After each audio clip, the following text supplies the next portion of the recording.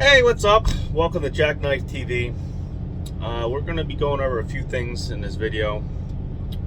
I guess for everyone that's either thinking about lease purchasing a new truck or maybe even buying a new truck, taking all of your savings and just going out there and spending it on a brand new truck and thinking nothing will happen. Well, that's wishful thinking. Great example, brand new T680 Next Gen. Needed an alignment right out of the bat, right off the lot. Needed an alignment. Spent about 2 days trying to get this thing aligned. It's almost aligned. I wasn't going to waste my time, my money, even though it was getting warranted by Kenworth, technically. Thank God, because I made a few phone calls. Because guess what? Your warranty on your new semi truck does not cover alignments at all. So when you leave the lot and you test drive that truck, make sure you test drive it for a good half hour, get out on the highway. I would have got out on the highway, but it was Dallas around 4 o'clock in the afternoon, and I didn't feel like getting out on the highway and going, maybe a mile if I was lucky, and getting stuck in traffic for 2.5 hours. So, yeah, you can still have problems with a brand new truck. Right now, I got 3,000 miles on these tires, and I got a big bolt right through the middle of one of my drives. So, hopefully, because I've noticed lately whenever I get bolts in tires, Love's or TA or any other of these tire shops, try to say, hey, it's a bolt, it's too big, you can't patch it. I've patched tires before on cars. I used to do this for about 10-15 years. So they make all these gray areas up, and they just keep getting bigger and bigger and bigger, to just the point of it, when you show up to get a tire patched, hey, it's a new tire. So hopefully that's what happens. I'm gonna push for just patching a tire. It looks like maybe it's a 13, maybe 14, 15 millimeter bolt in it. We'll see. It's right in the center. But yeah, you cannot come out here, take all your savings and buy a new truck, or go do a lease purchase, and depending on the company, expect the company to bail you out all the time. I do have some money in a maintenance account for my last truck from here. So, if it needs a tire, I can get a tire. It probably ain't going to be the tire I want. It ain't going to be the original tire, because it's probably about $1,000 for a tire. But it'll be a tire. So that's that. So like I said, if you're coming out here with no money and not a pot to piss in per se, yeah, and you think you're getting a brand new truck or a pretty new truck, and the company you're leasing to is just going to pay for everything, they probably would. If you were leasing, lease purchasing a truck, they probably would pay for the tire. It's going to go against you. So now you're $1,200 in a hole for a tire, maybe $800, give or take, or whatnot. And you haven't even pulled your first load, or I'm pulling my second load, technically, at least since I've been back here. So these are the little things that can happen. Even with a new truck, you can't just wing it right off the bat. To me, I feel pretty shitty right now that I got a bolt in my tire. I'm pretty sure it's going to get repaired. But hey, if it has to get replaced, it has to get replaced. It's just what it is. But other than that,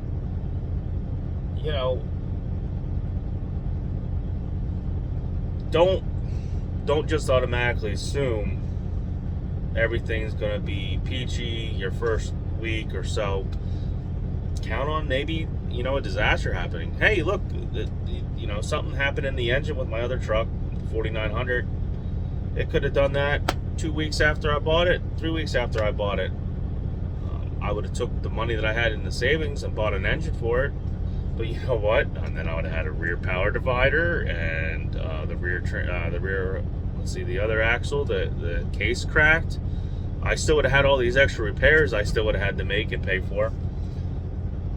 The biggest thing I I got screwed when I first got that truck is paying about $4,000 for have engine mounts installed in that truck. That I got ripped off on. I'm pretty 95% sure. But it needed them, and like I said, it was the first place I took it to, because here I'm pretty sure it was the cab mounts. You know, I didn't know that at the time. It felt like an engine mount to me. I figured I'd go somewhere and have them check it. The very first shop that was very reputable in the area I took it to, the guys said that your play on your crank was way out of whack, and the engine was ready to blow up. Maybe he was right, but I took it to a Cummins certified repair shop, Ashland Diesel, off of 81, and they said it was fine. So maybe they just wanted the money for the engine mounts. Who knows? Who knows anymore? You gotta like really become friends with a mechanic and know them like family friends to basically know that you're not getting screwed. It just is what it is. So that's what can happen. Like I said, you can have a new truck and still have problems with it. If I started having check engine light problems, the truck's going to be sitting in the shop for weeks. How am I going to make the truck payment? I'll have to call up freaking, technically I think the loan's through PACCAR. I don't know how that works, because technically the place I bought it from is like a, kind of like they broker, brokered finance company. So I don't know who it's really for. But anyway, I'd have to call somebody up and be like, hey, the check engine light's been on for, it's on, it's in the shop. The shop says it's going to take 2 or 3 weeks for them to get the parts. They might defer a few payments. They might help you out. But just technically, they could just call the loan and say, hey, you folded on the payments. So even buying a new truck, you can still have problems. Let's see what else I want to probably say here. For all you guys that are new or thinking about becoming an owner-operator, I'll tell you what, it doesn't look right now. Right now in 2023, I know there's all kinds of speculation on whether or not the market's going to come back or not. Right now is not the time to get into this. You're going to have everybody else saying it is. They're all hustling you. They all want a piece. They all want to take your money. You got to understand, the trucking industry is almost founded on lies, practically. The recruiter's going to lie to you. The broker's going to lie to you. The finance company's going to lie to you. The lease purchase company's going to lie to it. Everybody's going to lie to you. The guys on YouTube are going to lie to you, because they know most of the people that come into trucking, they see dollar signs. They see owning their own business. They call themselves CEO when they got a freaking lease purchase truck. They're going to take whatever money they have, and if they think they're going to get ahead, they're just going to hand it to whoever they can give it to. The easiest, whoever can offer them the easy way to, becoming rich or whatnot. And they're going to hand their money away, and they're going to feed off you guys. You guys that are new, you guys that are thinking you're going to become business entrepreneurs and CEOs and all that stuff. That's not how that's. I wouldn't consider yourself a CEO unless you're making, I don't know, double-digit millions a year. So it's just a bunch of BS. They're just buzzwords. So don't get all caught up in the hype and everything. This is a calculated risk. A calculated risk. I would say about 50% of all owner-operators are going to fail, especially probably this year and last year, between then and now. It's just the market's saturated with trucks and drivers, and the economy's slowing down, and the loads aren't simply there. Whoever already has the contracts for them is already moving them, and you're not going to get in there with one truck. It's as simple as that. You're probably not even going to get in there with 5 or 10 trucks. If you do have 5 or 10 trucks and you got a direct customer, guess what? Pardon my French, but you better be licking their balls. I wouldn't just, if they give a claim to you, just pay your $5,000 claim and be lucky you still have money coming in. It's that simple. business has its up and downs, and that's basically what this is. It's a market, a freight market. When you run a spot market, you're in a market, just like the stock market. All right, you flood it with money, it drops. You take the money, you take the extra truck capacity away, and freight comes back, full steam. Guess what? They'll pay more to make sure that their load gets there when they need it to get there, so they're not going to their, whoever is ordering their goods isn't going to their other competitor that may happen to have their own trucks or whatnot. All right, so that's my 2 cents in the business. Don't just assume you're going to get a new truck and everything is going to be great. Don't assume that 2023 is the time to jump in. Don't get hustled. And that's just my little PSA video for right now, because like I said, I got a flat tire. I figured right now would be a good time to be like, hey, I got 3,000 miles on the truck and I already got a flat tire. Shit happens. That could easily happen to, new guys that are coming out here, because 9 out of 10, a lot of times the path they choose is they either go to Prime, they go to Warner, they go to Swift, they go to Western Express, whatever. You guys get your license, all right? And then they come to you and they're like, hey, how would you like to make $5,000 a week? Oh, hell yeah. So you jump in that. They don't tell you that's $5,000 a week gross, and that they're going to take the $1,500 a week truck payment out, a non-mandatory maintenance account out. They might even be taking half of your fuel surcharge, or taking half of your fuel discount. Especially new guys, they do not know that the schemey games that these mega carriers and even small fleets and stuff play. So that being said, work a year as a company driver, maybe 2. Probably preferably 2, because that'll help you if you decide to get your own authority and your insurance, and get at least get your head wrapped around whether or not you want to deal with that stress. Every time you go pick up the phone when your truck's broken down, think about that as you. Think if you were driving around. Let's say that week you were getting shitty mileage and you're going to get a shitty check. Now think about that. You got to think about those things. It's what can happen. You got to almost treat the company job like it's your business and see the bull crap that can happen.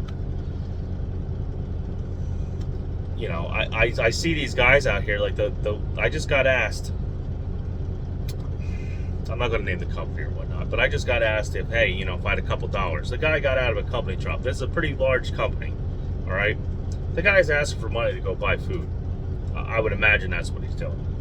All right, it's not the first time that's happened. That's kind of, I don't know, maybe he's running loads and he just has, does bad with his personal finances. I don't know, but still, it's not the first time it's happened. You basically have homeless guys in semi trucks that don't have enough money right now to go buy food and the Loves. So, think about that for a second when you're getting in this, and you're going to be like, I'm going to become a lease purchase driver or an owner operator. I'm just going to buy the first cheap truck I see. Buy that first cheap truck you see, and guess what? The power divider goes bad in a month after you have it. Let's see, what else? You start pissing fuel out of somewhere. I had fuel diaphragms go bad. That was probably 2 months after I had the truck, or 3. These things can happen, and it's not necessarily you're going to see all these. These are just things that are going to happen. So I'm going to leave that there. It's almost 20 minutes of me just blabbering about how terrible trucking could be. There are good sides to trucking, and yes, you can make it, but right now, this market, this year, unless we start seeing it change for the better, there's no cushion. There's no cushion. If you get in this and shit hits the fan, you have problems, you're not going to be able to make enough money to keep your truck and yourself and your personal finances afloat. It's just not going to happen. Even company drivers are even having a hard time with some of these companies right now. The truck capacity, the driver capacity, it's just not, it's not level with the amount of freight that's being moved. Now you'll get small hiccups here and there. Well, it'll come up, and everybody will run out to that section of the United States to go try to make some money, but it's not steady. It hasn't been steady since I would say April of last year is when I saw the market, at least for me, where I was going, tank. And yet there's still guys making money. There's still guys that are doing well, but they're on dedicated contracts, or they have a dispatch, let's say a dispatch company or a dispatcher that actually has connections with dedicated contracts or customers or brokers, or they're getting emails directly to them from their broker, brokerages that they have a connection with or something. So if you're just using DAT or 123 load boards or any of that, you're getting the scraps. You're getting the very bottom, and that's what's out there. So if you just think you're going to hop on here, get your DAT load board, and like I said, run around in your truck that you bought or you're lease purchasing, think again, especially if you have bills at home. If you are a nomad and you just live in the truck, you don't have an apartment, you don't have kids, you don't have car payments, blah, blah, blah, blah, blah, blah, so on and so forth. Yeah, you could scrape by. You could scrape by doing a lease purchase at just about any company, probably. First thing you do is you don't spend like, I don't know, $600 on eating food every week, and you just stay in the truck, don't do anything. Yeah, you could probably make it. You could probably say, life's good. I'm making $1,200 a week, or whatever, and I have no payments, no bills. But majority of us have families. We're doing this to support our family and to get ahead, and it's, some of it's not cutting it for some of us. Now, I'm not saying the whole market's like this. You could perhaps fall upon a dedicated customer, fall upon a carrier like this that has dedicated customers, and be totally fine and isolated. But chances are you're going to get stuck with somebody that's going to say they have dedicated customers. They're not. You're going to get stuck with a dispatcher that fed you a bunch of BS that you're going to make $10,000 a week. You're not. And then if you start having truck problems and everything else on top of that, guess what? You're not going to dig your way out of that hole. So, all right. Before I keep adding this video, it's about 17 minutes long. I'm going to hop off. Try to stay safe out there. I know it's a bunch of snowstorms out west. And yeah, just don't let yourself get talked into something that you have your mind set. Look at, think about it from two different sides of the coin before you just hop on or listen to people feed you what you want to hear and then pay them for it too. So, all right, have a good one, everyone. See ya.